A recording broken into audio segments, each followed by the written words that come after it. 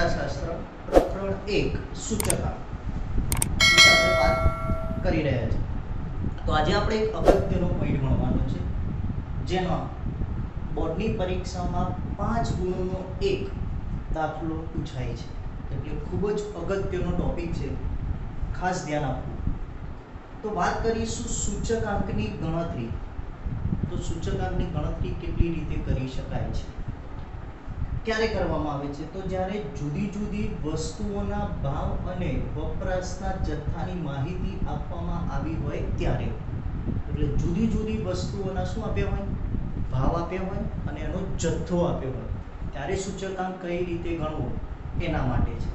તો જે 3 સૂચકાંક છે, લાસ્ટ યર છે, પાસે અને ફિશર, મોસ્ટ આઈએમપી 5 માર્ક્સનો એક દાખલો આના પરથી આવે છે બોર્ડની પરીક્ષામાં।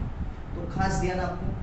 તો માહિતી માટે લાસ્ટ યરનું સૂત્ર, આ લાસ્ટ યરનું સૂત્ર શું છે?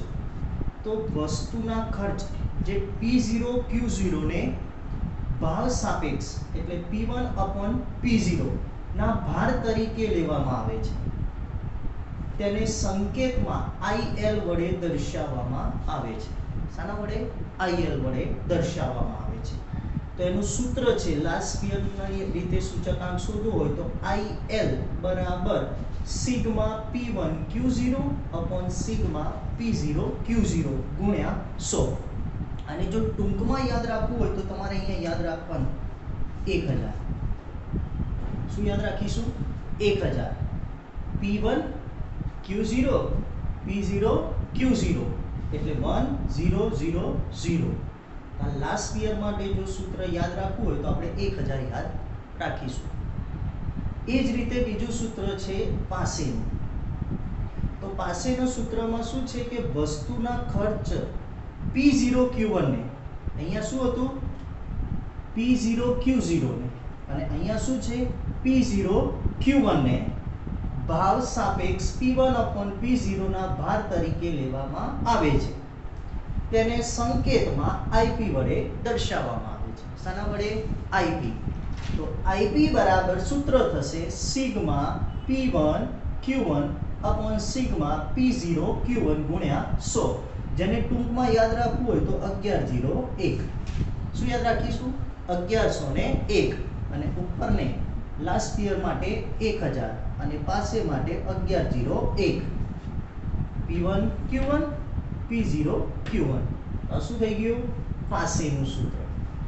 સૌથી અગત્યનું સૂત્ર આવશે હવે ફિશરનું સૂત્ર। ફિશરનું સૂચકાંક શોધવું હોય તો લાસ્ટ યર અને પાસે સૂચકાંક હોય તો ફિશરનું સૂચકાંક મળે। તો લાસ્ટ યરના સૂચકાંક IL, એટલે લાસ્ટ યરનો સૂચકાંક છે IL, અને પાસેના સૂચકાંક એટલે IP ના ગુણોત્તર મધ્યકને ફિશરનો સૂચકાંક કહેવામાં આવે છે। ગુણોત્તર આપણે કયા ધોરણમાં? 11મા ધોરણમાં શીખ્યા હતા, ગુણોત્તર મધ્યક। તો લાસ્ટ યરના સૂચકાંક IP અને પાસેના સૂચકાંક IP ના ગુણોત્તર મધ્યકને ફિશરનો સૂચકાંક કહેવામાં આવે છે, તેને સંકેતમાં IF વડે દર્શાવવામાં આવે છે। શાના વડે? IF વડે દર્શાવવામાં આવે છે। ફિશરના સૂત્રને સૂચકાંકનું આદર્શ સૂત્ર પણ કહેવામાં આવે છે।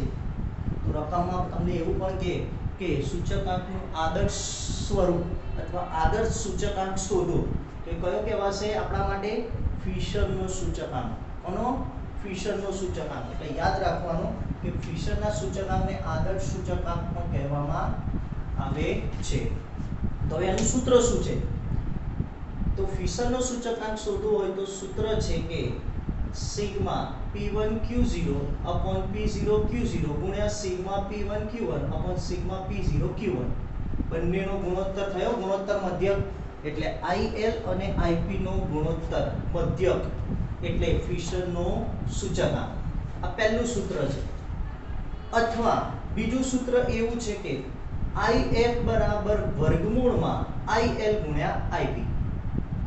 IL ગુણ્યા IP એટલે જ્યારે એકલો ફિશરનો સૂચકાંક શોધવો હોય તો આ સૂત્ર વાપરવાનું, અને ત્રણેય સૂચકાંક શોધવા છે તો આપણે આ સૂત્રનો ઉપયોગ કરીને શોધીશું ફિશરનો સૂચકાંક।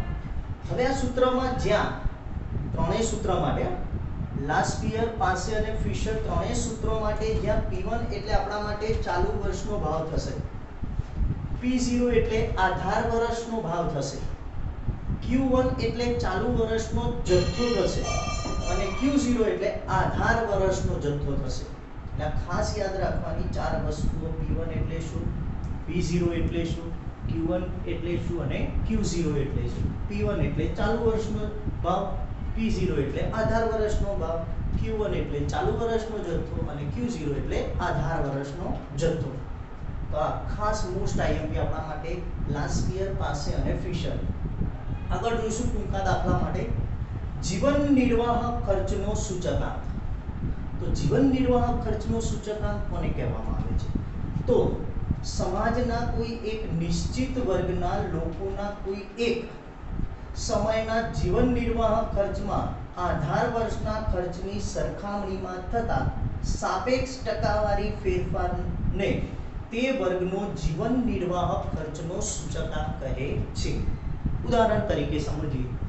ધારો કે કોઈ એક કુટુંબનો વર્ષ 2012 નો વાર્ષિક ખર્ચ, વાર્ષિક આખા વર્ષનો ખર્ચ સપોઝ કે 3 લાખ હતો.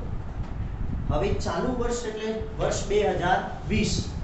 તો વર્ષ 2020 માં એ જ કુટુંબનો જીવન નિર્વાહ એટલે આખા વર્ષનો ખર્ચ વધીને 5 લાખ રૂપિયા થાય છે. કેટલો થાય છે? 5 લાખ. તો આખો ખર્ચ રહ્યો જીવન નિર્વાહ, ટોટલ ખર્ચ આખો જીવન જીવવા માટેનો, એ વર્ષ 2015 અને વર્ષ 2020 માં જે તફાવત થયો એની સાપેક્ષ ટકાવારીને શું કહેવામાં આવે છે? જીવન નિર્વાહ ખર્ચનો સૂચકાંક કહે છે. હવે જીવન નિર્વાહ ખર્ચનો સૂચકાંક બે રીતે શોધી શકાય છે. કેટલી રીતે? બે રીતે. એક આવશે કુલ ખર્ચની રીત અને બીજી આવશે કૌટુંબિક બજેટની રીત. એમાં પહેલા આપણે જોઈશું કુલ ખર્ચની રીત. હવે કુલ ખર્ચની રીતમાં પણ બે રીત આવશે. તો પહેલું સૂત્ર જોઈએ કુલ ખર્ચની રીતમાં. સૂચકાંક બરાબર sigma P1 Q0 upon sigma P0 Q0. કોનું સૂત્ર છે? જે આપણી જોડે લાસ્પિયરનું સૂત્ર. તો આ લાસ્પિયરના સૂત્રની મદદથી પણ કુલ ખર્ચની રીતે સૂચકાંક શોધી શકાય છે. એટલે આ સૂત્રનો ઉપયોગ ક્યારે કરવાનો કુલ ખર્ચ માટે? તો નોંધ લખી છે કે જ્યારે આધાર વર્ષનો જથ્થો આપેલો હોય ને માહિતીમાં અને તમને કીધું હોય કુલ ખર્ચની રીતે સૂચકાંક શોધો, તો તમારે આ લાસ્પિયરનું સૂત્ર વાપરવાનું.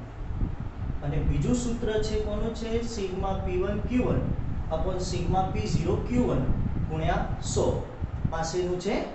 તો હવે આ સૂત્રનો ઉપયોગ ક્યારે કરવાનો? તો નોંધમાં આપેલું છે કે જ્યારે ચાલુ વર્ષનો જથ્થો આપ્યો હોય ત્યારે.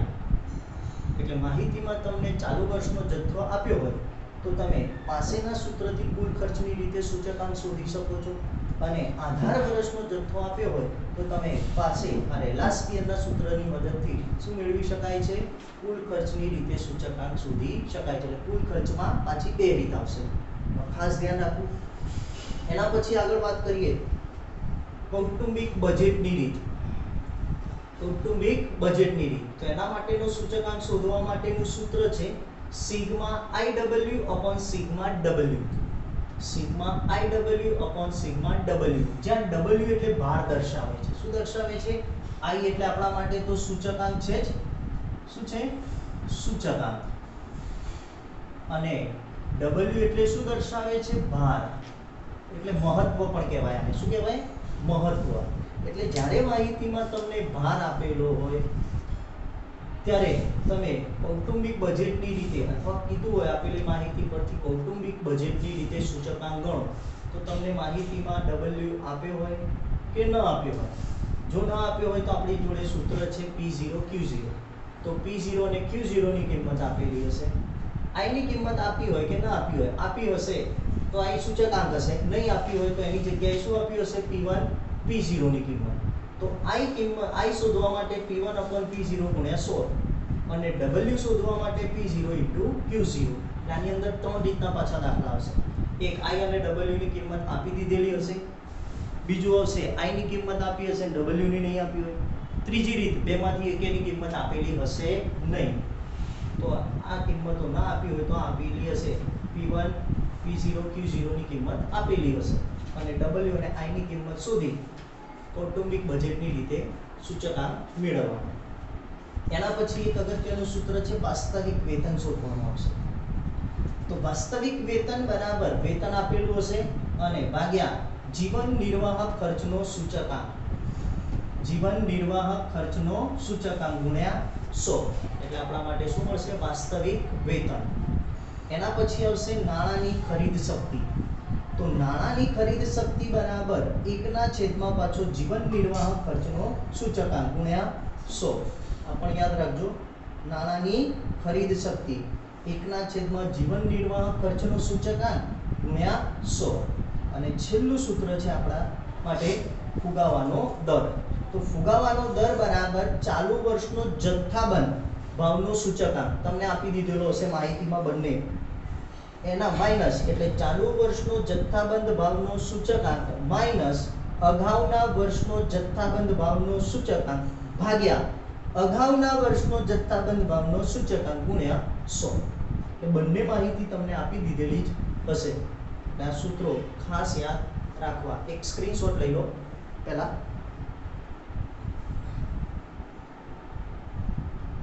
ઓકે, તો આ અગાઉનો વિડિયો હવે આના પછી સ્વાધ્યાય 1.3 માટે છે.